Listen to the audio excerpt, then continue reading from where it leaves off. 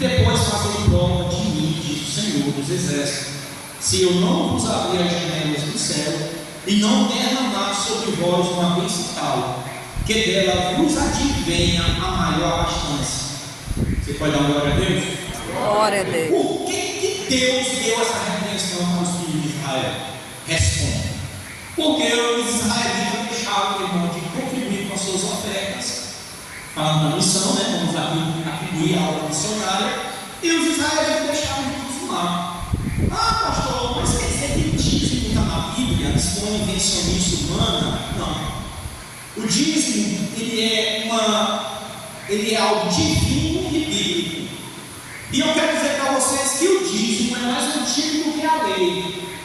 Porque o dízimo ele veio antes da lei, você sabe disso? Você abre a sua Bíblia lá em Gênesis, capítulo 14. Vocês vão ver aqui, o Abraão ele vai para uma guerra, e lá ele ganhou a guerra.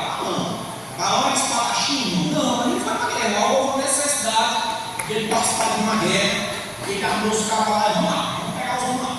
E foram para a guerra.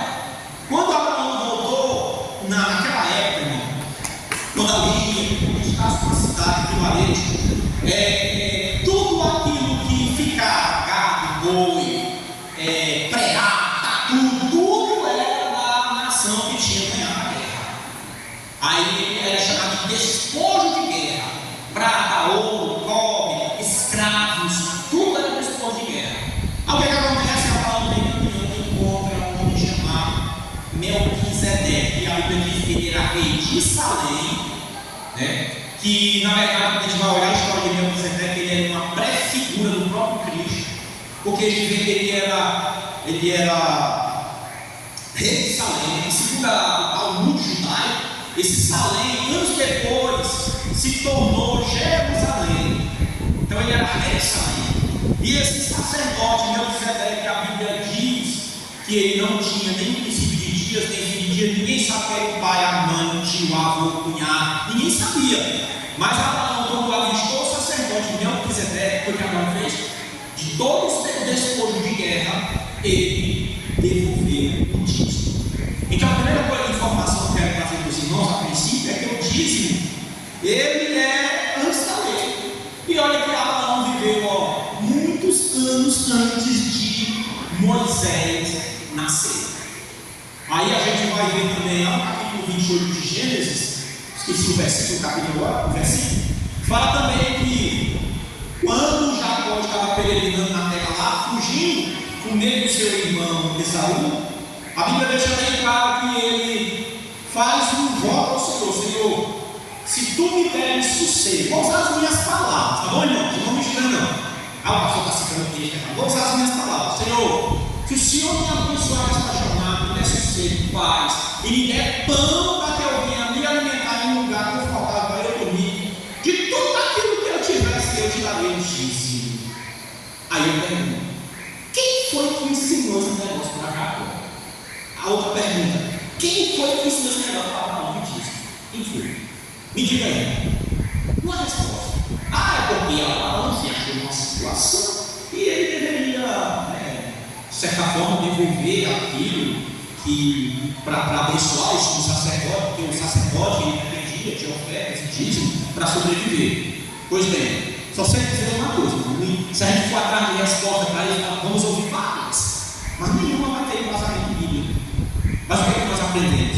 Nós aprendemos, irmão, que o dízimo é algo que vem do coração de Deus para o coração do homem. Começa por Abraão. Abraão vai ensinando os seus descendentes, que era Jacó. E Jacó possivelmente lembrou, né? Rapaz, esse negócio do dízimo aí, esse negócio é bom. Eu vou tirar, eu tenho, vamos supor, né? Naquela época, eu tenho 100 ovelhas. Então essas 100 ovelhas aqui eu vou tirar 10 e vou separar vou devolver o dízimo para o Senhor. O que significa isso? É um ato de fé. Então, irmãos, eu quero esclarecer algumas dúvidas aqui sobre o dízimo. Que alguém pode dizer assim: o dízimo isso não existe mais no Novo Testamento, o dízimo só foi no Antigo Testamento. E se eu dizer para você que no Novo Testamento existe referência sobre o dízimo, vocês acreditam? Amém? A gente vê em Mateus 23. Jesus chega para o sacerdote e diz: vocês devolvem o dízimo da hortelã citando outras coisas, mas omite outras coisas. Como por exemplo, a misericórdia, eu esqueci outro pecado que Jesus fala. Então no Novo Testamento, irmão, ele se dá início a partir do conhecimento de Cristo. Porque Cristo começa a pregar o Evangelho e mostrar para o mundo que o mundo precisava de redenção, de perdão. E ele mesmo dizia, né, que ele ia ser morto, mas também que ele ia ressuscitar. Ele ia morrer para resgatar muitos, ressuscitar para que a ressurreição dele fosse uma garantia e a prova é a vicária e a prova é final de que nós somos salvos e que ele tem poder para perdoar pecados e resgatar o homem do mais vil pecador. Pois bem, a gente observa isso. A Bíblia diz também, no livro de Marcos, também fala o mesmo assunto sobre o dízimo. Livro de Lucas, capítulo 11, a Bíblia também fala a respeito do dízimo. Hebreus, capítulo 7, a Bíblia diz, como abra sua Bíblia, por favor. Vou passear aqui, porque o assunto é um tanto extenso, mas nós vamos dar umas olhadas e eu vou explicando.